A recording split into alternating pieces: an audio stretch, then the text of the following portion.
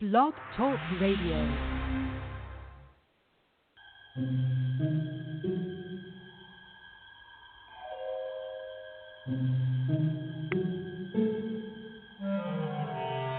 Archangels, ghosts, and Bigfoot, oh my. It's just another night for Supernatural Girlz. Real stories, real answers to life's biggest supernatural mysteries. And now for another exciting interview with paranormal experts from this world and others. Here's your host, paranormal researcher Patricia Baker, on the one, the only Supernatural Girlz.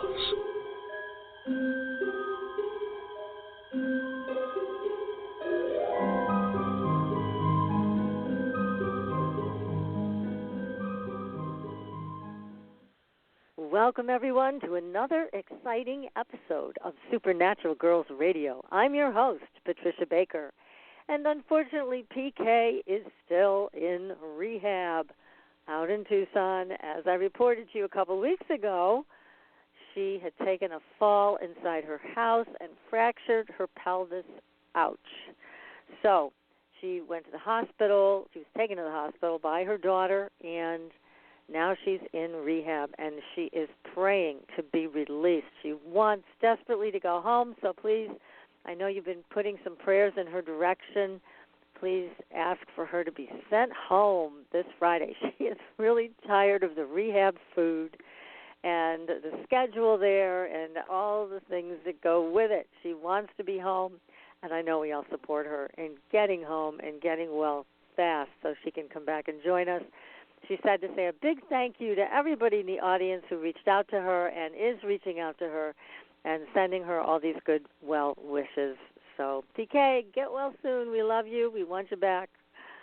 So, tonight we have our top guest, our most favorite guest is joining us tonight, Captain Randy Cramer. I'm going to bring him on in a minute. Make sure, though, that you go to our Facebook page, Supernatural Girlz with a Z. Like us, follow us, tell everybody else about us, and follow us on Twitter as well, and Instagram. We're on Instagram. We'll be happy to follow you back and take a look at all of the things on Instagram that you're posting. So lots to talk about tonight. Many things happening in the world today, and it seems to be one crazy thing after another. But Captain Randy Cramer, now I'm going to tell you, he was the first Supernatural Girlz guest who came on the show and warned us about the virus before it really hit. So thanks to Captain Cramer, we all had the inside story and we were able to get prepared, all thanks to him. Now, Captain Cramer has been given authorization to address the public on behalf of a covert special section of the United States Marine Corps. He is known for his 17-year tour of duty off-world on Mars and his years serving aboard a secret space fleet. And for those who may question his extraordinary personal history, and it is extraordinary, Captain Cramer points out that it is a felony to impersonate an officer and to lie about military duty stations. So we know he's telling the truth because he's a free man and he's with us tonight. Now, the USMC has not disputed his story, nor have they stopped him from speaking out publicly about it, as he was appointed to this task by a brigadier general within the clandestine program. Now, tonight, we're going to get updates on everything, on the virus, on what's happening to people who have disappeared from our national parks and college campuses. And also, we are going to get updates on everything that's going on in the world today. And let's not forget disclosure. So let's bring him on the show. No time to waste here. Captain Cramer, welcome. Oh, thank you for having me, Patricia. It's good to be here. Well, great to have you. I know you were called away in an emergency mission last time we tried to have you on the show, and I am so happy that you made time to join me tonight and our wonderful audience. So, oh my goodness, there's so much to talk about here, Captain Cramer. Should we start with virus? Lots going on. Yeah, start wherever you want. We can go whichever you want to go. Yeah. Let's start there. What's happening with that thing now. It seems like they appear to be getting a better handle on what it is and how to treat it. What do you think? Some of that's true. What we're really experiencing is the lull past the first peak of the first gestation period, and we know that the virus has 3 gestation periods. So the first gestation period is the first peak or the first spike on the curve. The second gestation period we expect sometime between late August and late September, but we kind of think it's probably going to be right about the middle of September. However, since this is not, it's not like there's an exact date that's a begin date that you can calculate from, so it could really be anywhere from the middle of August to the end of September, but I would expect that late summer, early fall, we're going to see the second gestation spike, and we're going to see it go cases go up again. We have already seen people who have contracted the virus and recovered from the virus get it again or get sick from it again. And what we really know is that just because you get past a symptomatic period doesn't mean that you have beat the virus and the virus is no longer in your system. The virus stays in the system. It goes dormant. It goes into a second incubation, gestation, third incubation, gestation phase. So we expect to see a second spike in the fall, and then sometime probably by Christmas or, again, maybe the first of the year, which would be almost a year after we saw it break out the first time, we'll see the third and final incubation gestation period. So it's going to roll up and down a couple of times more, probably before the end of the year or by the first of the year. I would say that our estimates are that we could see up to 200,000 fatalities just in the United States by the end of the year. Could be more, but not likely to be much less than that if it is less than that. And we're likely to see cases continue to roll around well into next year. It's not just like you're going to hit that third incubation gestation period and then it's just going to fade away, because there's still going to be a certain number of people that haven't been impacted by it, still haven't been infected, who can still get infected and continue to roll up the spikes on the curve. So we expect it's just going to continue to be a problem, but it's more than anything going to continue to sort of be a backdrop issue, since there are other issues that are going to start taking the forefront for everyone. So it's going to be the backdrop to pretty much everything else that's happening in this country and in the world. But it's going to be with us for probably at least another year, year and a half. Wow. Well, it's very interesting what you're saying about the incubation period, because it's not only in the population behaving that way, but it's also behaving that way in people's bodies. So that's a fascinating fact.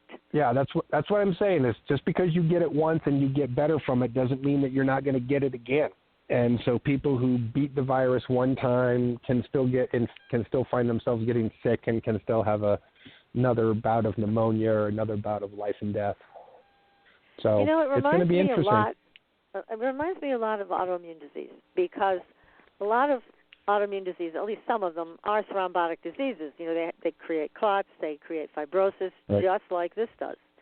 And it also can go into not full remission, but you begin to feel better. But like you said, then it incubates again, and you begin to feel worse. So it just has a lot of aspects of it that remind me of how autoimmune works and how devastating it can be. So you feel like you're getting your footing again, but you're not really, not for any period of time. Well, and we are tracking mutations, and we have well over 30 or 40 identified mutations so far. So it's going to continue to have a variance of behavior because of the mutation. So some people, as well as what we're noticing in genotypes and blood types. So people with different genotypes, different blood types, and depending on which mutation they get will depend on their symptomology or asymptomology. So there's no cookie cutter this are the symptoms that you're going to have, this is how it's going to behave, this is how you're going to get through it. None of that is, one way or the other way. We're seeing dozens of variations in how people can feel sick, how long it lasts, how they recover, how they don't recover. It's complicated because it's not a black and white, this is the problem, this is how you fix it. And it certainly follows the pattern of a lot of the autoimmune stuff as far as the overstimulation of the immune response, which is what causes the pneumonia, causes the overproduction of fluid in the lungs, which brings out the pneumonia, which is what is, mostly what people are dying from when they do die from it, from the pneumonia. Right. Yeah, I mean, it's a very tricky thing with crazy symptoms. Yeah, it's crazy. It's a little crazy. Mhm. Yeah, it is. It is. And it also, I would imagine, it's going to make it near impossible to find a vaccine with all these mutations. We don't expect that they're even going to have a functioning vaccine until sometime next year. And yes, that vaccine, whatever vaccine they come up with first, is going to be hit or miss depending on which mutation you have, what your blood type is, what your genotype is, and how, all of those variables play in. It's not even as simple as an annual flu virus. It's very complicated. Mhm. It is, and the blood types you're talking about, what's been reported is blood type O seems to have more resistance to it. Right. So they're the carriers because they don't know that they have it. Ah, okay. Lovely. Yeah. Typhoid Mary. Okay. Yeah, I mean the O types can feel like they got mild cold symptoms, mild flu symptoms, and be passing it around to everybody they come into contact with. Right. How about these masks? I know here in Massachusetts it's mandated. You have to wear a mask, and they are fining store owners who do not have their clerks wear masks or their customers. They're getting some hefty fines. What is the common thought on masks today? Are they helpful? They're not unhelpful, but they're not a solution either. There's no guarantee unless you're wearing a mask that has a 0.01 micron filter in it, which is basically like a painting respirator. If you're not wearing something that's like a painting respirator, you're not necessarily filtering out 100% of the viral contagions. And because it doesn't, most of these masks don't fit tight. It really depends on how close you are. If somebody coughed, if they sneeze. It turns out that some doctors who study basically spit sprays as they come out of people's mouths have said that this 6-foot rule is from a 1920s guideline, and that really, if you're trying to stay a safe distance from every person who might be spitting, coughing, and the vapor as it holds in the air, depending on where you are, indoors, outdoors, they're suggesting that the actual safe distance is like 21 feet. So if you're less than 21 feet from someone, you're not wearing an airtight 0.01 micron filter mask, you might be stopping some of the contagion, but you're not going to be stopping 100% of it. And so they're not unhelpful, but neither are they the solution. I get where people say it's better than nothing, right? It's like if what did someone did an analogy, which is like if you're not wearing pants and you pee out in the open somewhere and you pee on someone's leg who also doesn't have pants on, there's no protection. But if you're both wearing pants, well, then, it stops in your pant leg. And this is kind of a similar way of thinking about this. Wearing a mask, if you're infected, is more likely to lower the amount of contagion that's coming from you. And if you're wearing a mask and you're not infected, it's going to lower the number of contagion, cells that can get into your lungs. But neither of those solutions create 100% efficacy at all. Right. So I really tell people it's you got to just kind of do what you feel is right. We also have seen that some people who are wearing these homemade cotton masks don't wash them, and then can, develop further problems. If you're wearing if you were flipping disposable masks on a regular basis, that's better than making your own cloth mask and then not washing it for 5 days. If you have a cloth mask, point. make sure you wash it every day and dry it, clean the damn thing. Otherwise, you're not helping yourself at all. Yeah, good point. Good point, Randy. Thank you for sharing that. It's very helpful. Common sense, but some people don't think about that and how much bacteria would be on that piece of cloth. So it's a good thing you mentioned it. So our mouths are full of bacteria. Our mouths are full of bacteria. So if you have something over your mouth that you're breathing into all the time, you're actually putting your own bacteria into that. And if you don't clean it, you're basically saying, here, bacteria in my body, incubate on this piece of cloth that is also right next to my breathing apparatus. And so, if you don't clean your mask, you could be hurting yourself. Yeah. Yeah, good point. Excellent. So you're saying that the virus has 3 levels of incubation, and also you are saying that it's going to be a backdrop, I believe was your words, for other issues. Correct. So that really piqued my interest. What other issues are going to be coming up here? What do you see? So people who've been following me along as we've been going through this process and have been listening to me will know that I have said this is a multi-stage process that we're in. And that stage 1 was viral contagion, which we have seen that happen. Stage 2, which I said well before we had civil disruption, was going to be civil disruption. Now, we were predicting based on known factors that this wasn't how the civil disruption was going to happen. We were anticipating that it was going to be way more likely that right-wing extremists were going to be probably enacting a series of acts of violence on July 4th.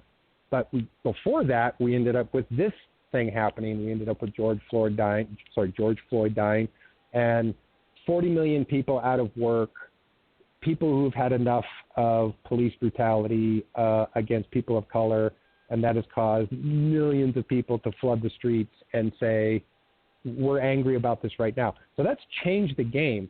And so you have criminals and other agitators on extremes who are actually the ones causing the violence, doing the looting, breaking into the stores. Most of that activity is not actually coming from protesters. The protesters are mostly peaceful. In fact, I was reading today the Los Angeles Police Department was saying that they actually have a lot of camera footage showing these cars showing up with organized, what they're figuring out as gang activity, people getting out, putting their gloves and their masks on, and then busting into stores. So the looting doesn't really seem to be coming from the protesters per se, but people who are saying, oh, we can just pretend that we're protesters and then loot. You also have provocateurs like these 3 guys who got busted, these 3 Boogaloo boys who got busted in Vegas with a bunch of pipe bombs and Molotov cocktails. So it's a mess is what it is. But again, people have been listening to me. I said stage 1 virus, stage 2 civil disruption. So we're in stage 2. Stage 3, as I predicted, will be some sort of global militarized level of conflict between one or more of the Russians, the Chinese, and the Iranians. And we're seeing from all 3 of those sources, the Russians, the Chinese, and the Iranians, increasing pressure, increasing sort of American hostility. Air Force fighter jets repelled 2 different bomber fighter units from Russia in Alaska. We're having lots of saber rattling and back and forth in the South China Sea. And the Iranians just built a mock-up aircraft carrier for them to pretend to attack. So stage 3 is when it appears that we're really destabilized from the civil disruption, that these other powers will consider that we're sort of weak, which is not incorrect for them to assume that. And then we'll see more pressure coming from one or more of those parties in those regions. Well, that doesn't sound like fun, stage that's 3. for sure. It sounds pretty scary. And then that's just stage 3. Stage 4, we anticipating a massive extraterrestrial event, probably some form of alien invasion. Now that sounds like it could be fun. What do you think? Is that going to be a happy day or not? Depends on where you are, depends on where you live, depends on who you are. I would suggest that there are certain things that just have to happen. And we have got to get through this disclosure event. We've got to break the glass ceiling or the glass wall, whatever you want to call it, on disclosure. And so whether it's a peaceful event or a non-peaceful event, I would suggest that it simply has to happen. And whoever's responsible, however it's responsible, it's just going to be one more thing that we're going to have to deal with. It's going to be moot for people to discuss whether it's real, whether it's scripted, or somewhere in between. The fact of the matter is it's going to happen. We're going to have to deal with it, and it's going to be stage 4 in this stage 5 process. Now, with a mass event like that, and again, I'm trying to get to who's going to be coming here. Is it going to be multiple races that will show themselves, or is it just one? We anticipate it will probably be a singular species. Okay. Probably insectoid. Oh, mantis? No, something different than that. Something that's going to be a little bigger and a little scarier. Oh, okay. So for a second, well, let me talk just for a second about different species of ants on planet Earth. Yeah. Ants are one of the most diverse species of organism on planet Earth, and you have thousands of different species that vary in their behavior. You have ant species who are farmers. They will basically go out in a perimeter from their hive, and they will pluck out every single plant that they don't want to be there. And then they will leave the varieties of vegetation that they want to harvest from. So they're essentially farmers. You have ants who are essentially herders. There's a couple species who keep aphids, and then in their hive, and they take the aphids out every day, put them on these leaves, let the aphids eat, and then milk a glucogen from the aphid as a food source. So they're essentially herders. Most species of ant, I would say, are self-defensive. So if you go pounding, near the hive or near their area, you might get swarmed or attacked. But most of them aren't what we would say is, uniquely hostile or aggressive, except for one species, and that are driver ants. Driver ants are one of the most aggressive species on the planet. They have been known to take down tethered horses and unattended infants. What? These are ants, mind you. These are ants. These are ants, yeah. And they are carnivores, and they literally will eat anything that they can swarm over and eat away and bite away one piece at a time. So they are an incredibly voracious, aggressive, carnivorous species. Now, with that saying, I would say most of the species of insectoid that we come across are like most of the species of ants that we experience here on planet Earth. They are functional farmers, herders, not necessarily violent or aggressive species in how that they maintain their environment or how they deal with people. However, that doesn't mean that there aren't aggressive carnivorous species of insectoid. We have seen some cases of this incredibly voracious invading insectoid that we refer to as the bugquistadors, which is a combination of the word bug and the word conquistador. And so the bugquistadors are fierce and voracious and will eat anything, that they can get their hands on. And so it's more than likely that that's probably who we're going to be having this experience with. Well, if that's so, it's going to give us a unique opportunity. It's going to give us a unique opportunity. Let me just let me try and put it in the most neutral terms possible. Put us on their meal plan, or are they coming here for another reason?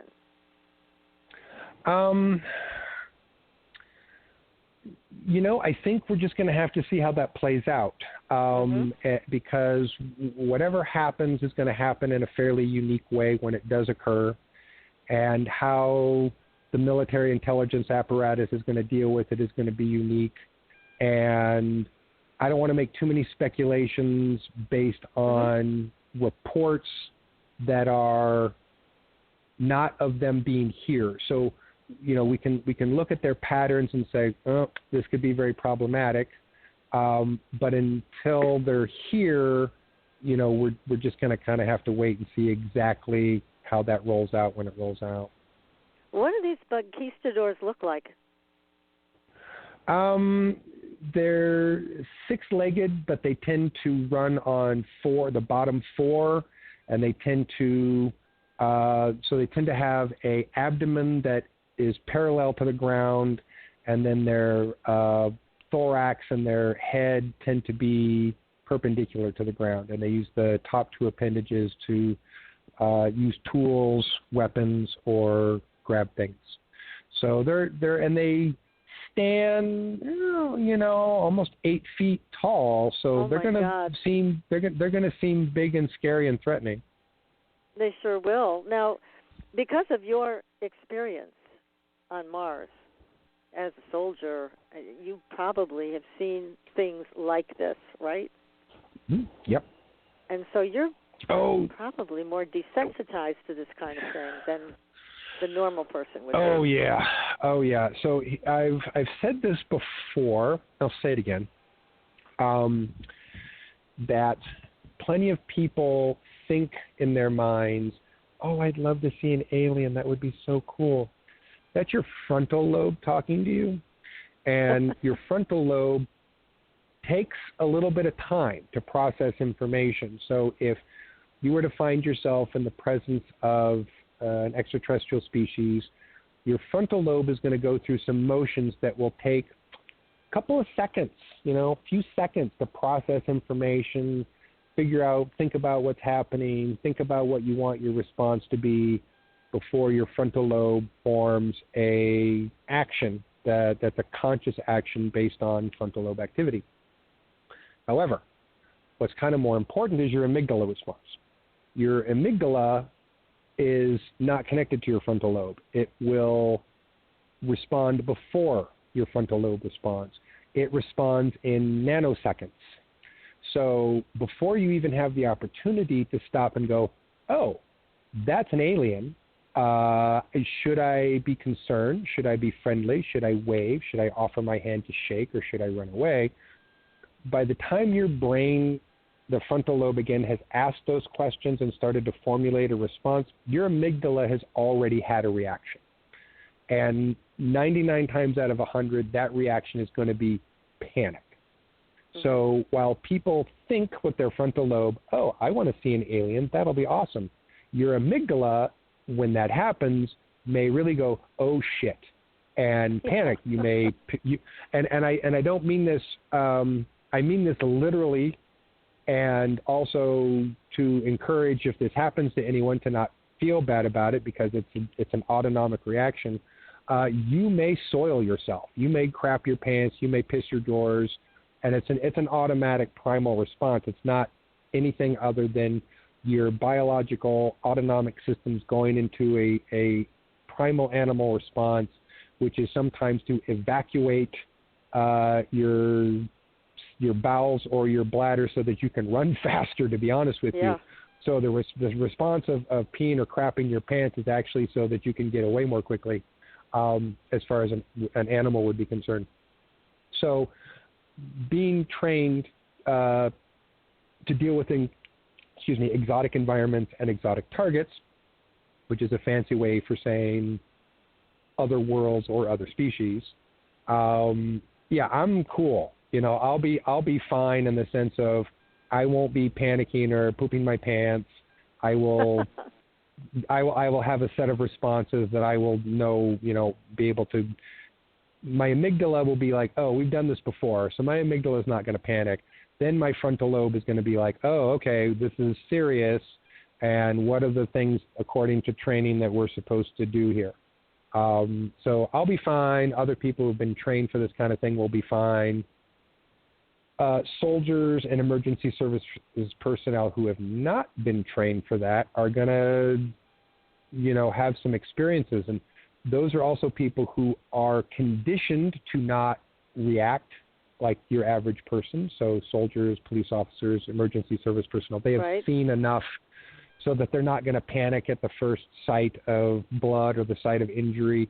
But people are still going to have intense responses. And so we're going to have soldiers and emergency services personnel who are also going to panic and not know what to do. And it's going to take some of those people, a few minutes to take a breath and adapt and, get their autonomic responses under control so that they can use their frontal lobe and actually, listen to stratagems and organizational possibilities on how groups organize and deal with the situation in their local municipalities, counties, and states, and deal with that. And so it might take a couple minutes and by a couple minutes, I mean a few days, for people to get over the shock and start to deal with it.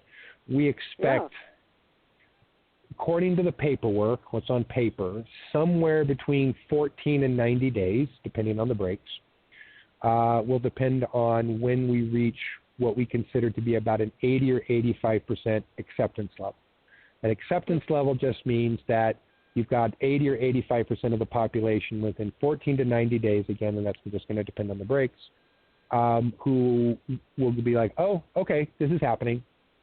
But at first, there's going to be a lot of this isn't happening, this has to be a hoax, this has to be crazy, it can't be real. There's going to be a lot of people going into denial right away, and that's to be expected.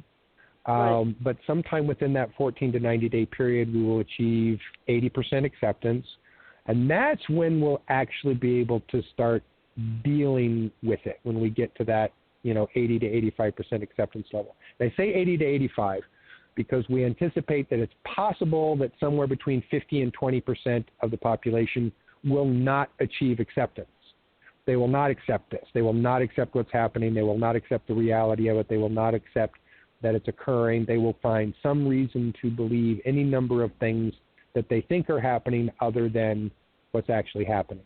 A lot of people will be saying, oh, it's a hologram, it's Project Bluebeam. Right. It's like, nah, if they're turning over cars and biting people's heads off, they're not holograms.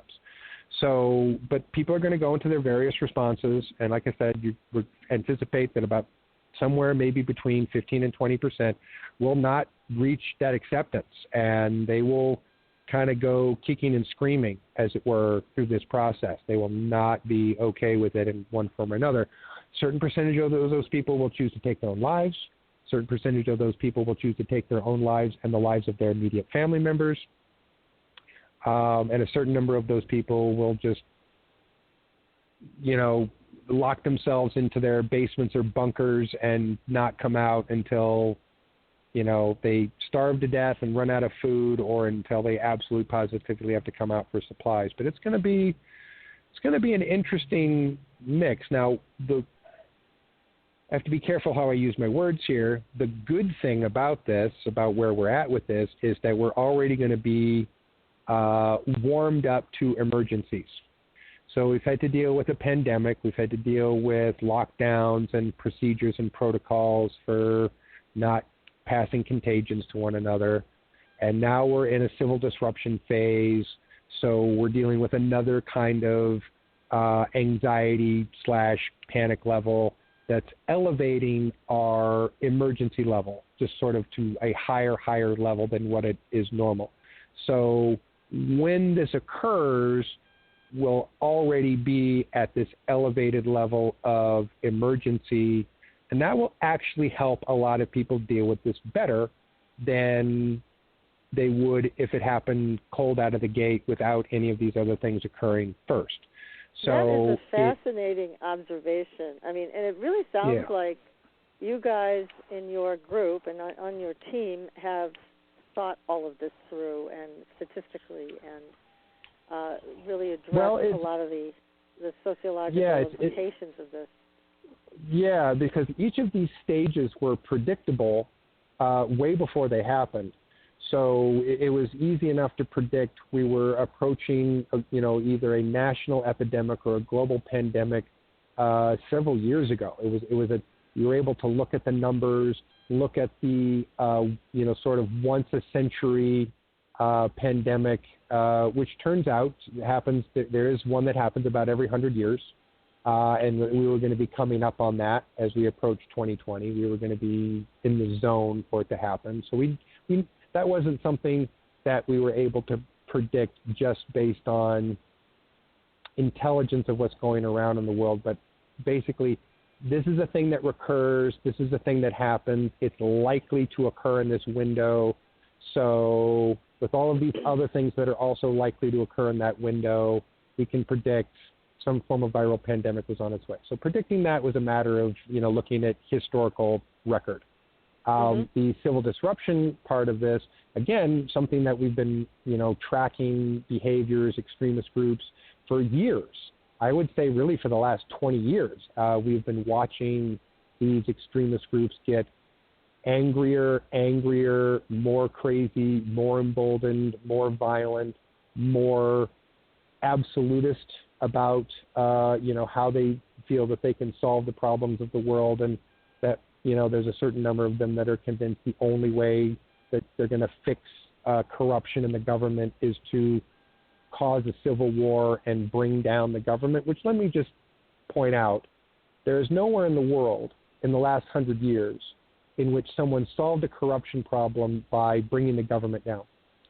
In fact, we can look at places, countries around the world who had their civilized societies. When I say civilized societies, I mean these were societies that had paved streets, cars, electricity, running water in some cases. And what most people don't realize is that well before we invaded Iraq, Iraq was a very civilized country, had streets, power lines, strop lights, street lights. It looked very different than it looks today. It does. And when we destroyed it, and the notion was we're going to destroy it and then fix it. Well, over 20 years later, it hasn't been fixed. And to go to another country, which we've also been in, which is Afghanistan, you have to go back a little bit farther, I think back to the 60s, to see the pictures of Kabul. And there's streets on the road, there's pavement on the road, there's power lines, and phone lines going up and down the road. Kabul was a civilized city in Afghanistan that was, promoting, a center of civilization government from a location that was not perfect, but it was functioning civilization. Well, and then I'm pretty sure before the Russians ever got to it, it was the British that messed up Afghanistan. I'd have to double check on my history before it was even the Russians. I'm pretty sure it was the British. The British were responsible for so much of everything being messed up in the middle of the 20th century, from the first half to the middle of the 20th century. Yes. And we're many more decades farther along with Afghanistan than we are Iraq, and Afghanistan is no closer to being a civilized country. They are still, goat herders with dirt roads and no running water. So I would make the strong suggestion to anyone who thinks that they're going to accomplish their goal by bringing down functional government and bringing down civilization, that they're somehow going to fix America by doing that, that I would look to the other countries in the world in which that didn't happen, where we destabilized and destroyed a functioning governmental system and nothing other than nepotism or barbarism has taken its place since. So I don't think that the solution is to bring down the federal government as a way of dealing with corruption. I think that that's tactically a mistake. Let me just state that very clearly. But we've been tracking those extremists for like 20 years. So being able to look, in the current environment and the near future and say, oh, we're looking at, some, domestic terrorism activities. It's not because it's because there have been a string of domestic terror activities in the last few years. Most of them, when they're publicized, are kept low profile. meaning there's always an underplay of the person's social, political, or psychological viewpoints when you have a number of people who have gone into churches and shot up churches and killed police officers and shot up malls and schools, who had very specific reasons for doing that, very specific social, political, psychological attitudes about why they were doing that. And those underlying reasons were downplayed when the story came to the general public, and for the most part, we just said, nah, that was a crazy person. Nah, just a crazy person. When in fact, a lot of these people may be, based on the information that we have, suffering from mental and emotional, psychological deficiencies, but they're not just doing it for crazy reasons. They're doing it for social, political reasons. So that makes them political actors, which makes them terrorists in some cases. Yes. So again, this is not something that hasn't happened. This is something that has been happening at an increasing trickle, something that's been happening more and more and more as we've been progressing through this timeline over the last 20 years. And so, again, it's just a natural state of predicting that this is likely to happen in the near future in this window because we have been seeing this escalation for decades. So, again, predicting that was just a matter of looking at history and current events. And then when we talk about the potential conflict with other global powers like Russia, Iran, and China, again, one just has to be following along in what the media is reporting. The conflicts between the U.S. military and Russian military is both in northern Syria and in, again, recently in Alaska, as Russian fighters and bombers have sort of tested our response and our boundaries there. What we have been seeing in the escalation in the Strait of Hormuz with the Iranians, that's been steadily happening for some time. What we're seeing with the escalation and saber rattling with the Chinese in the South China Sea, that's been happening for some time. And anyone who's paying attention to recent current events, all of those things are escalating. All of those things have escalated within the last 10 days, if not multiple times within the last 10 days.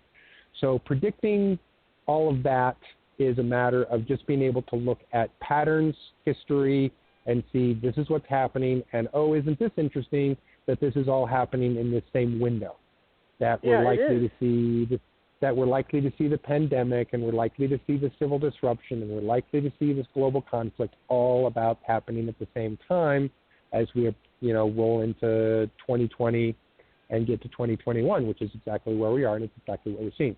So when we talk about potential extraterrestrial hostilities, again, this is something that we've been building a space fleet to protect ourselves from this very thing, and to suggest that we have created the ultimate defensive Space Force fleet to protect ourselves from every possible hostile extraterrestrial entity, well, that would be hubris. That would be thinking that we're untouchable and that we have achieved this completely elevated state where no one can harm us or threaten us, which is not true. It is true that we have elevated ourselves to a above average position in the intergalactic community, meaning that more species would look at us and go, oh, don't mess with those Terrans. They've buffed up, and they're warriors, and they're mean, and they've got body armor, and they're good at building stuff. You don't want to mess with those guys. So we're already seen as a force to be reckoned with by our peers. But that is not to say that there are still not species who have been doing this longer than we have and have been perfecting it longer than we have. Well, and not only could that, still represent a tactical military threat. Right, but here's the thing. I mean, we're not talking about the beautiful Pleiadians with the blue eyes and the flowing gowns and the blonde hair. We're talking about 8-foot-tall, 6-legged insectoids, possibly wearing their own body armor. I mean, that's a whole different vision in terms of what we may encounter, and much more confrontive, much more psychologically terrifying than something that looks like us. These things don't look like us, bottom line. No, they don't. In fact, they're some of the most not like us, that there are. So it's going to be pretty easy for people to distinguish, who the good people are and who the bad people are in this situation, and we would hope, again, just predicting using models of things that we expect to occur based on looking at years and decades or centuries of trends, that the motivating force from an attacker from outside is that people stop fighting amongst themselves and they start working together. So we have certainly spoken to species who have had this very thing happen, and in almost every case, you have a population that stops fighting amongst itself, stops pointing fingers, stops blaming, stops prioritizing the hate of other subgroups within its own culture, and says, oh, look, we have an outside problem that we all have to focus on, and we all have to be Terrans, we all have to be Earthlings, we all have to be humans instead of you're left, you're right, you're white, you're black, you're Chinese, you're, I mean, it goes back to Reagan's communist, famous whatever. quote about all of that. You know, he did come to terms with that in his speech, and it made sense then, as it does when you speak about this now. Absolutely. I mean, it would unite everybody to know we've got this common possible enemy, possible something else that we need to come to terms with one way or another. So it would create a more unified situation for Earthlings. But I'm just imagining what you're describing, and I'm terrified just thinking about it. But, so let me put it this way. So looking at all of these trends and predicting these events as we see them approaching is a little bit like knowing that you're in a car and you're approaching a stretch of road that's going to be very slippery. And unfortunately, you've already got two tires that are out. And it's likely that as you hit this slippery, in possibly surface that also has pointy objects on it, that you might lose your other two tires. And so we can see what's going to happen, which is that the car is going to slide, it's going to skid, it may lose other tires, and it may start to spin out of control. What we're hoping by being able to look at these trends and predict is not stop that from happening, because there's no way that we have been able to look at this and go, here's how we stop this, car from sliding out of control. All we really can do is say, how do we control the slide to minimize the impact, to minimize the worst case scenario? So hopefully we've done our homework and we've looked at all of these variables. And so like you say, we have spent quite a bit of time looking at psychological profiling and social psychological demographics and history and all of these various social psychological trends, viral trends, social political stress factor trends, and being able to anticipate certain things as they're likely to occur. And we're seeing that that's happening as we sort of watch things unfold, that as we get through this process, all of that planning will pay off, and the car sliding down the street will hit the least number of people and will crash into the least number of cars, and will end up in a predictably safe spot, in a bush instead of in the lake down at the end of the road. Right. So it's not going to be pretty and it's not going to be perfect, but if we've done our homework, it will be a controlled slide that will end up in victory of some kind or another instead of our demise and our destruction. Well, that's good news, and the human spirit really cannot be dominated for very long.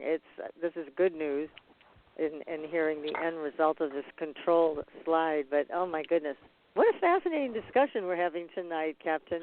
And we're going to be talking now. We're going to take a break, and then we're going to come back and talk about the missing people. Sorry, my headset popped out of my ear there, and I completely... We're going to take a short commercial break and come back, and when we come back, I want to talk to you about what you know about these disappeared people. They have gone missing from our national parks, from our college campuses, and you are in the know. So stay tuned, everybody. It is even going to get more exciting here, if that's possible, on Supernatural Girlz Radio. We're going to take a short commercial break, and we will be right back. Pure essential oils, specialized minerals, and a revolutionary anti-aging technology. Astridian combines the best of all scientifically proven ingredients in easy-to-use creams, lotions, and concentrated serums. Astridian's advanced line of products take your skin to a new level of being healthy and beautiful. We offer a variety of collections that address all your skin concerns. The Essential Anti-Aging Series treats and moisturizes your skin for a long-lasting, younger look. The Multivitamin Series promotes healthy skin with high-quality vitamins and minerals. The Sports Series restores skin from cellular damage and stress. Astridian also offers a revitalizing solution for hair and a professional series for doctors and medical spas. Visit astridian.love today and begin your new journey to healthy, beautiful, youthful skin. Astridian, beyond your expectations. There are a lot of psychics out there. How do you decide which one is right for you? You look for someone who empowers you, who's practical and spiritually connected, who says, here are your opportunities, here are your challenges, and here's a way to deal with them, and then gives you your own toolbox to make your life everything you want it to be. Hi, I'm Corby Mitleid, and that's how I work with you. As a certified professional tarot reader, I've helped thousands of people for over 40 years through my toolbox. Cards, past life retrieval, numerology, spirit guide conferences, and mediumship. Whether it's career, relationships, finances, or your spiritual road, together we can replace your confusion with clarity. And you'll probably find a little laughter along the way.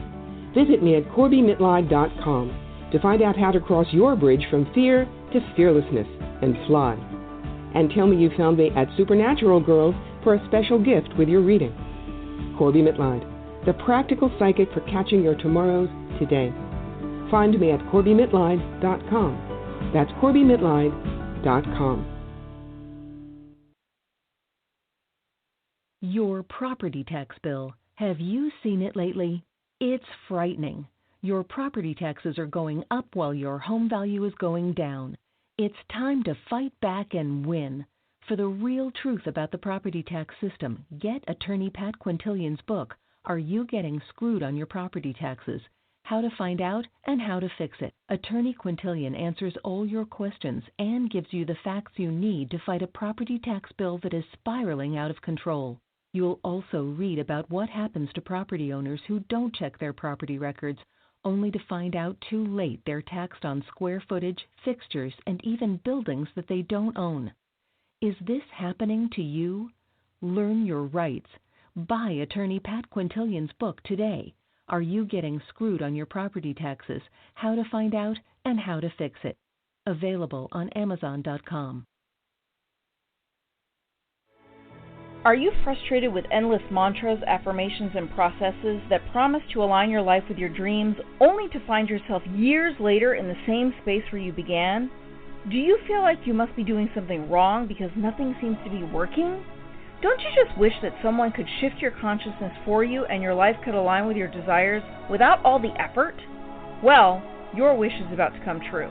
Hi, I'm Carrie Cannon, and I have a gift that allows me to align the consciousness of others to be in harmony with their dreams. The best part is, it requires no particular effort on your part. Upon listening to a consciousness alignment, people have reported instant energy shifts, financial windfalls, soulmate connections, healed relationships, physical healings, and more.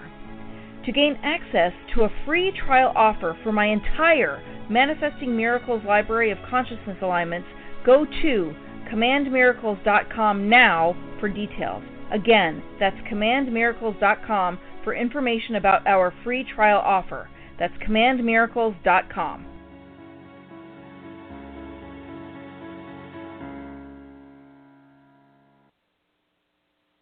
Welcome back, everyone, to Supernatural Girlz Radio. I'm your host, Patricia Baker, having an incredible conversation with our guest tonight, our most popular guest, Captain Randy Cramer. We've been talking about the virus. We've been talking about the different stages that we are going through as a culture in the world. And now what we're going to be talking about, one of my favorite topics, which is the missing 411 information. Now, David Paulides gets all the credit in the world for what he's done. He has put together a tremendous amount of great investigative work. He has done this over a period of years, published numerous books. I've read them all. They're great, as well as produced 2 movies about these people who disappear without a trace. So we're going to talk now with our guest, Captain Cramer, because I know, Randy, you've got some really good inside info on what's going on in these national parks, what's happening to these people. And I know there's different situations, different groups, but there are a lot of commonalities. So please tell us what you know about this stuff. You have the conflux of sort of 2 symptomologies happening at the same time. So the result is people disappearing, but the reason that they're disappearing isn't necessarily the same. It may be the likelihood of 1 or 2 most likely possibilities, which again does not exclude all other possibilities. It just means that there are 2 major statistically likely possibilities for that to happen. One is that a few years back, some of the people who have been living inside some of the, a lot of them live inside these cities that have been built inside the cinder cones, mostly inside of dormant volcanoes up and down the Cascade and Rocky Mountain ranges. And most of them are people who settled there, moved there after the fall of Atlantis. Some of them maybe after that, some of them before that, but most of them probably established those places as dwellings, cities, and in some cases intergalactic still functioning intergalactic spaceports like here in Sedona. And what has occurred is, like I said, a few years back, they decided that there were too many people wandering too closely to their homes and too many hikers, and they decided that they would put up some shielding. Now, the way the shielding works is if you were heading on a hike in a westerly direction and you came upon one of these shields, you would find yourself turned around heading east again and not realize it. Your compass might not even show that you've turned around and that you're heading east. It might still show that you're going west, but then you might realize, how did I end up here? I ended up on a different trail, and I'm back where the way I came from. I ended up going the other direction. So it basically just turns around and or slightly confuses the subject and the geomagnetics of what's happening, so that people will lose compass orientation and will, again, unknowingly turn themselves around and be heading in a different direction and not realize that they're heading in a different direction. Now, because this is not one giant shield generator, it is a series of shield generators that connect a larger network of shielding, there are some holes where they connect. There are some little teeny pockets where someone could wander through and get on the other side of this barrier. Now, if you end up on the other side of the barrier, you might never get back unless you can find the hole again. And most people will never find the hole again because this shield turns people around and disorientates them. So if you sort of roll the dice of percentiles and hit that 1% and go through a pocket, you might never find your way back out. So in some cases where they're finding people dead and, having starved to death or dehydrated after what appears to have been, some length of time, the time doesn't necessarily move the same inside this field. They write it off as, well, hiker got lost, starved to death, dehydrated themselves or whatever when they finally find their body. Or in some cases, they disappear altogether and they're never found again because they're on the other side of this barrier. So that's one possibility, and I would say that most of the time that's probably what we're talking about is happening. There are continuing to be kidnappings by covert military personnel to fill jobs. And because we don't have open recruitment right now, and we don't have disclosure, and we don't have this thing where someone can just put out a posting and say, hey, we need engineers, we need biologists, we need botanists. If there isn't a secretive way to recruit those people, some departments, some agencies, based on their complete lack of oversight and their ability to get away with high crimes and misdemeanors, just decide, well, why don't we just kidnap some people and have them, why don't we just kidnap some engineers, why don't we just kidnap some biologists, why don't we just kidnap some microbiologists?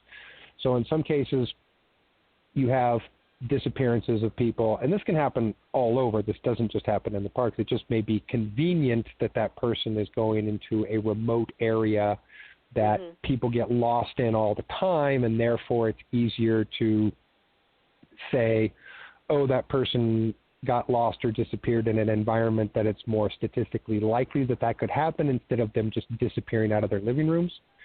Right. It would be like plucking people out of the ocean. If more people got in little boats and just wandered out into the sea and disappeared, it would be very easy to just pluck people out of their boats and be like, oh, they sank, their boat sank, because that would be a thing. Whereas it's less likely for people to just disappear or vanish without a trace out of their living rooms. So it creates plausible deniability and a scapegoating backdrop for people to explain it a different way, instead of that the person, vanished or kidnapped or was somehow abducted.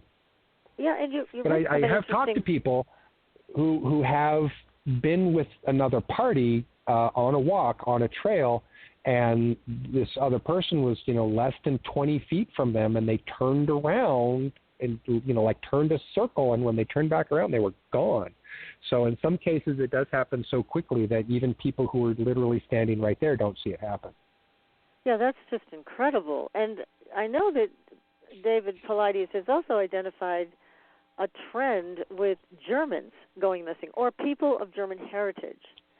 And at one point, he identified 5 German physicists that went missing. So what's up with that? Why Germans? I'd probably blame the genetic racial purists of the Schwabenlanders, who, if they have a choice to kidnap engineers, they'd probably rather it with German engineers than somebody else, for their ridiculous notions about racial purity. And I just say ridiculous because we know that anytime you have a genetic group that is kept too pure, as it were, you end up with way more mutations, way more retardation, way more brain misdevelopment. You actually get the strongest genotypes when you mix it up and everyone's a mutt. When people have got, 15 different, racial genetic heritages in their bloodstream, they're actually genetically stronger and genetically superior to someone who's a racial purebred, as it were. Mm-hmm. And some of the common features around a lot of these disappearances is when these people go missing, and these search teams are organized to find them. They bring out the dogs, and they can't find them. There's also bad weather that happens, whether it's torrential rain or snow. Now, why that? Is it because they're opening up portals, and these portals are creating weather events, or why the weather? No, again, I would say that's the convenience of covering your tracks and either being able to use predictable weather events to cover your tracks, and or weather modification to create a weather event to cover your tracks. Mm-hmm. Yeah, because it certainly makes it tough to go find the people with 5 feet of snow falling around you. So, that does prevent that from happening. Now, there's also been a lot of talk about the boulders, and Yosemite's one of the places where a lot of people go missing, and they have these boulder fields. One of the people that went missing, I think it was about 30 years ago, was Stacy Ann Eris. She was with her dad and other horseback riders on a trip. She went back to the cabins with everybody, got washed up, walked down to the lake with an older gentleman, and he watched her walk down with her camera to take pictures, and she was never seen again. And there has been a lot said about beings who inhabit these boulders and can actually put you under a spell and take you. Have you heard anything about the boulders or why people go missing around those things? Well, when you're talking about the use of advanced technology, you're talking about a couple of possibilities. It's possible to be out of phase. So if I had a belt that, changed my whole physiological frequency to go out of phase with the matter that was around me, I would essentially be able to pass through solid matter, walk through walls, walk through doors, walk into a solid rock, and be standing inside a solid rock where I would not be physically touching the rock but occupying the same physical space because I'd be out of phase. Mm-hmm. Or, in some cases, the ability to create hard light holograms which are as real as the chair that is sitting in front of me right now that I'm banging my knuckle on. A hard light hologram could be created to replicate that chair, and I could sit in it. You could have a large... we certainly have them around here, again in Stona, where you have rock formations and places in which we know there are things inside or underneath those rocks. We don't necessarily know how people are getting in and out because you don't find cave entrances or tunnels, there's that cave entrance, that's where they get in. So most of the time what they're using are entrances that are covered with a hard light hologram, so you could walk up to it, lean up against it, lean your back up against it to take a break on a hike and drink your water and not realize that you were literally standing or leaning against a doorway because it is simply going to appear as the same hard rock as the surface of the other rock around it. So two possibilities there technologically are someone could be hiding out of phase in that rock, or someone could be using that rock as a empty space that has literally been hollowed out that may even have access to other underground tunnels or networks that go underneath that boulder that have a holographic doorway so that if someone were to walk by, you could step out, grab them, pull them in, the holographic door could go back up into place, and again, someone could literally vanish into thin air in a matter of seconds, and someone who was very nearby could miss it entirely if they turned around, did a slow 360 or even a quick 360 and miss the entire thing. And, when they look at what they're looking at again, see solid rock, nobody standing there, and have no idea what happened. But those are two technological explanations for that sort of thing that I can think of right off the top of my head. There might be more. Because, again, a lot of people have been talking about these children that have gone missing. And when they were either playing hide and seek with each other or they were hunting, but not hunting, they were picking berries, especially huckleberries, that these kids have gone missing around picking huckleberries. And so, of course, Bigfoot comes up as a possibility. Well, Sasquatches or Enkidu's, whichever you want to call them, we refer to them as a species as the Enkidu, which is Enkidu, which was the name of a companion of Gilgamesh, who was the first king of Sumeria, who was a big, hairy, smelly dude named Enkidu, who was one of the species of these Enkidu or Sasquatch, if you prefer that name. If you want to say Bigfoot like a layperson who doesn't know what they're talking about, you can certainly say that as well. It's really neither here nor there because we're all talking about the same thing. But we list them as the Enkidu because that's the first recorded event where one of them interacted with humans, which is again not the first time that it happened, but it's the first time that we have in recorded history. So that's why we use that name. That's why we use the name Enkidu. I like that name. And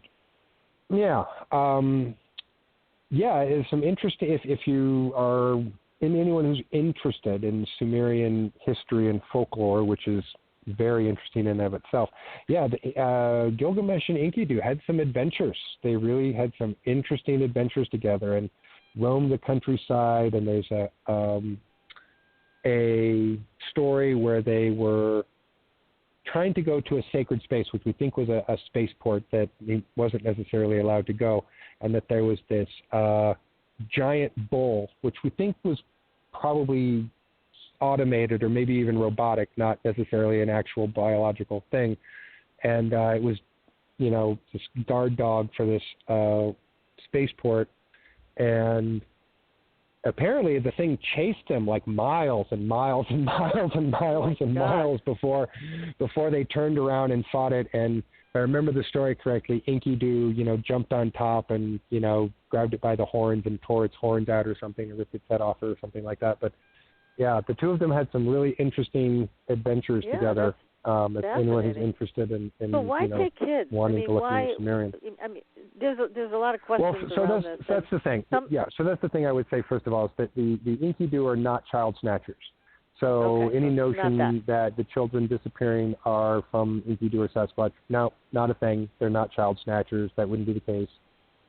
Again, when you're talking about covert programs that just steal personnel, especially when you're talking about training soldiers and psionic specialists, you can't kidnap them when they're 18. You got to get them when they're, 5 or 7 or 3 or 4. You really want them young because that's when the key development stages that you can interrupt and enhance are going to be occurring when they're young. So that tends to lean towards, more of these rogue actors who are kidnapping personnel rather than going through any of the approved procedures for acquiring personnel. So some of these children may be alive today as adults? Absolutely. I would say that it's more likely than not. I mean, if they're going into military training programs, there's always a chance that a certain percentage of them will have achieved fatality in that process. But yeah, if they're soldiers or psionic specialists, there's a very good chance that most of them are still alive. Amazing. Now, the other one that I find so troubling is where the college kids have gone missing, and these are always, for the most part, they are young, fit, very intelligent young men that disappear, and then their bodies are found in water, and of course the coroner says that they drowned, but really they didn't drown. They just found the body in water, and then they maybe were gone for, I know one of them was gone for 72 days, but his body was not in the water for anywhere near that. Where was he the rest of that time? And they're also finding that there is a date rape drug in huge quantities in their system, if they even test for that. As you know, most coroners aren't going to test for that. But they're not going to test for Rufinol. No, they're not. And so, but I also know that is a drug that we also make in our own bodies. And it seems like, to me, that when we encounter supernatural experiences sometimes, that we make that drug. And it does incapacitate us to some degree, and in this case, a total degree, so that they die. But why is this happening, and where are they taking these young men for a period of time, and then what are they doing with them, and then dumping them back into the water? If the victims had a wider range of classification, meaning there were more males and females, you had more males of different ages, or different, social classes, then I would say that you're talking about something that could be more random, or that some event could be occurring that is, again, causing that sort of natural brain chemical response, something that could have, again, to do with maybe these, confusion fields. But because you're talking about a specific group of young males, educated, that's a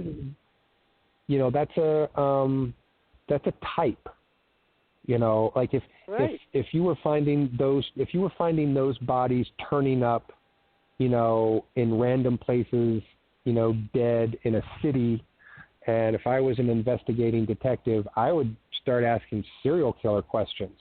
Like, wait, I got way too many young guys between, you know, 20 and 22, college educated, turning up dead here. I'm going to start looking for, you know, a serial killer if it was really in enough numbers. So at that point, I'm saying that looks like targeting. And if it's targeting, and again, if you're taking soldiers, you're taking psionic specialists, you want them when they're very young.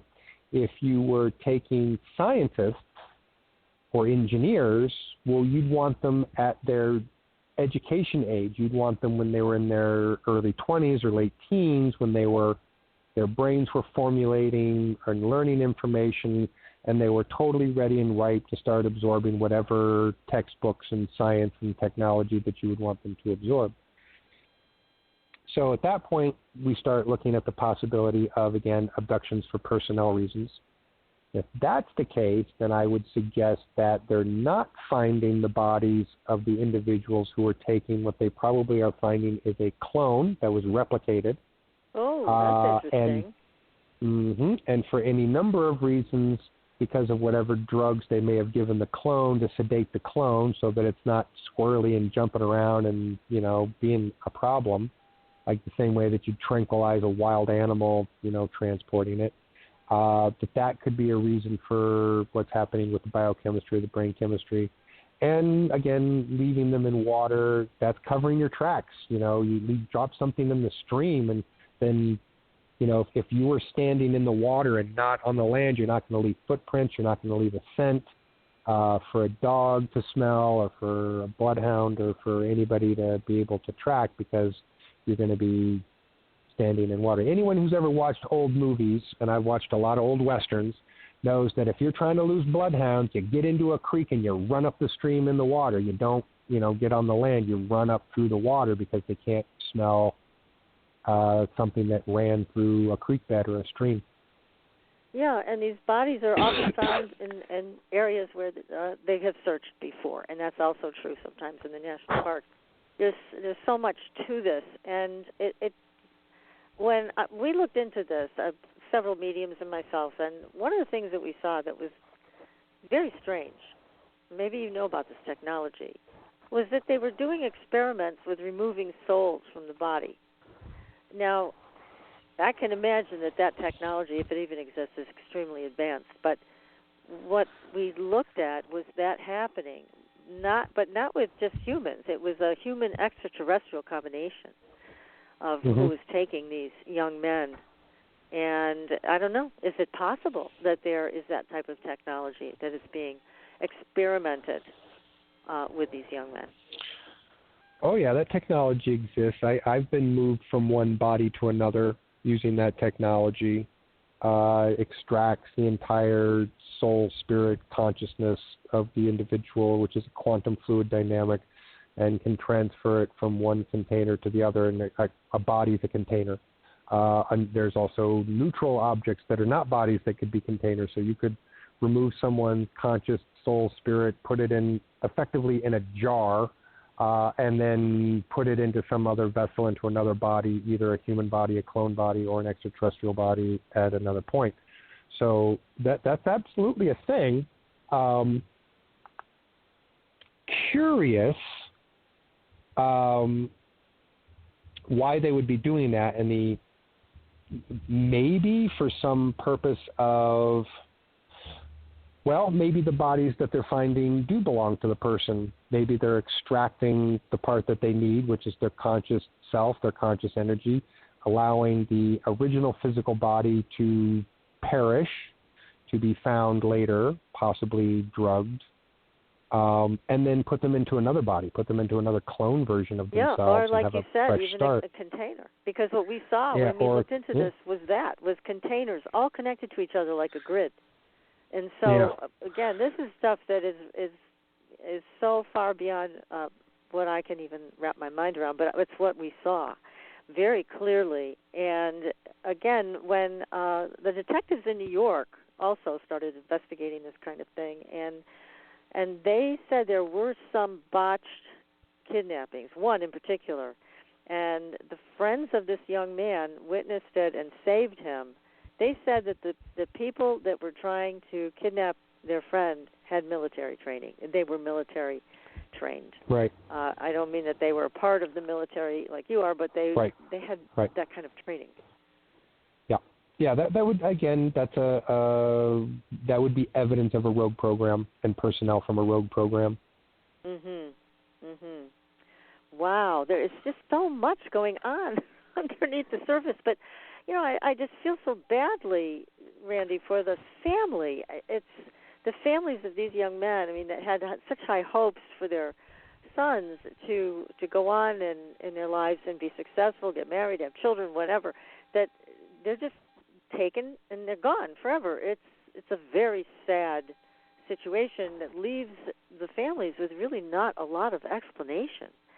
And certainly the things we're talking about tonight are advanced technologies that many people would think we're crazy talking about this, but it's entirely possible because they are returning these empty shells to water. Yeah, I mean, that doesn't leave much closure. And certainly just finding the body of a loved one doesn't necessarily bring closure either. At least you know where they are. You know, asking questions about where they are, what they're doing, what could be happening to them. You know, you sort of feel like you have at least that kind of closure that, you know, they've been found dead. But if you don't know what happened, you don't know what occurred, you know, it can be terrible. When I was a kid, my parents were friends with another couple that had their son and their son's girlfriend who were at a campground picnic site that's really not that far out of town, where Eugene, Oregon, where I grew up in, a little place called Shotgun Creek, which is, again, not far from town. And they were found dead by another hiker, and for decades didn't know what happened. Didn't have a clue. Didn't know who did it, how it happened. You know, I mean, there was just no answers. Nothing. And what it took was several decades to go by and DNA evidence to advance itself enough that they still had evidence from the site, from, you know, skin samples, hair samples. You know, I still had a bunch of stuff that they couldn't do much with it. They didn't have someone to match it with, but with you know, sort of modern DNA technology, they were able to get a DNA print off of one of these and find out that it was a suspect who had a criminal background. So it was someone who, you know, they were able to find their genotype. And it turned out that this was someone who was currently in prison for another crime that occurred many years later. So, you know, this is a career criminal who got away with, you know, murder and sexual assault, and probably continued to do the same thing until they got caught and were arrested and thrown in prison. So I can't remember. I believe that because this person was in prison for a very long time and they didn't know whether they were really going to be able to bring up charges, I don't know that they were able to bring up further charges, but it did bring them some sense of closure at that point. Well, sure. That they're pretty sure they knew who did it, and pretty sure that the guy was behind bars for other crimes, and so they could at least go, well, at least that's that. But for decades, oh my goodness, I mean, they just didn't know and had to live in, you know, just fear and terror that, you know, it could come back to affect them somehow, or that it could have been something that was targeting their family or them personally in a way. I can't imagine it. It's a living nightmare. And then they were young, too. I mean, it was like you know, 18, 19, 20 years old. I mean, they were young kids when it happened. I mean, they were just fresh out of high school. Well, I think it's hard enough for parents losing children when it is something where there is a criminal element like that is almost to be expected. But when you add the paranormal in, and there are so many unexpected twists and turns, it makes it more difficult in so many ways. But it is something I think we all need to start looking at as to why these things are happening. I think it's one of our biggest downfalls in our society and culture that we don't take these paranormal things seriously and really begin to work with them. Now, I know your group is working with all of this, but there are so many people who go into denial. They think it's not real. It is real, and these things have power over us because we're in denial about it, and we need to really sober up and understand that there are things going on with advanced technology and rogue groups, as you mentioned, and they are taking people, and whether they're returning them empty or whether they're taking them for their own projects, I guess we just don't know right now. We are definitely working at a huge deficit with these cases. And I can tell you from my personal experience, truth is stranger than fiction.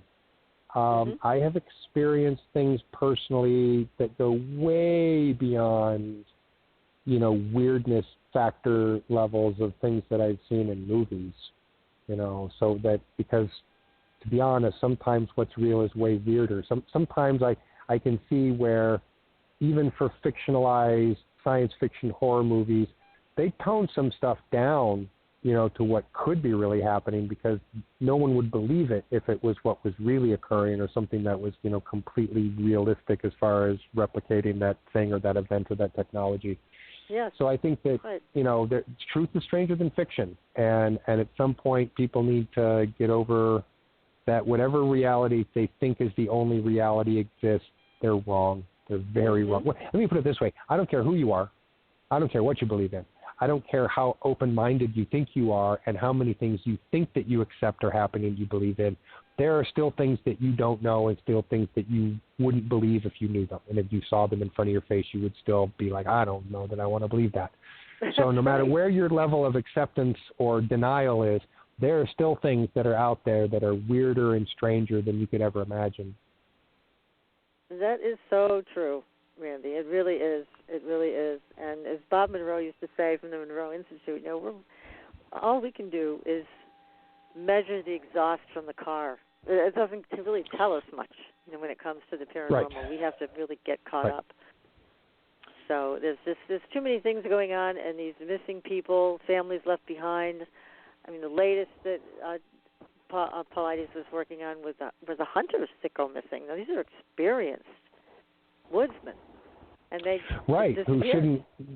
who know how to get lost and find their way, and know how to find water, and know how to bring jerky, and know how to bring sat phones, and there are people who know their territories and know the outdoors. That it's a shock and a surprise when something happens to someone who has otherwise spent years or decades of their life, surviving out in the wilderness where it's second nature to them. Yeah. It is. My dad's one of those people. He was a hunter, fisher, outdoorsman his entire life. And no kidding. He's older now. I would be concerned if he got lost in the woods now. He doesn't walk so good. But, 20 years ago, if my dad was out somewhere and people couldn't find him, I'd be like, no, he'll be fine. He'll find him. He'll find his way back in. He knows how to dig in and cover himself with mud and stay warm. He knows how to build a shelter. He knows how to stay out of the wind. He knows how to make fire. He knows how to find water. Knows how to find food. He'll be all right. Because he has that. Grew up with a dad and a brother in a place back east where they spent all their time as kids out hunting and fishing. So he was way more familiar with the woods by 18, than I was. But he definitely knows their own. So someone like that, talent. So someone like that gets lost and disappears. There's always weird questions because it's like, wait a minute, that's like someone who, knows how to survive outdoors in their sleep. Yeah, exactly. That's a non sequitur when you put those things together. But again, Captain, thank you so much. Unfortunately, we've come to the end of our time. It's always too short when you're on our show. So thank you so much. I hope you come back and spend more time with us because it's always, always thrilling and we learn so much. when you are with us. So thank you again for joining us tonight. It's been a very exciting conversation. So, my pleasure. Thank you so much for having me, and I'd be happy to come back anytime. Thank you. My pleasure. Terrific. Well, definitely we're going to plan on that. And next week, everybody, we'll be back with another exciting show. Until then, we will see you on the Blue Highway. Good night, everyone. Thanks for listening. Tune in next week for another radio adventure with Supernatural.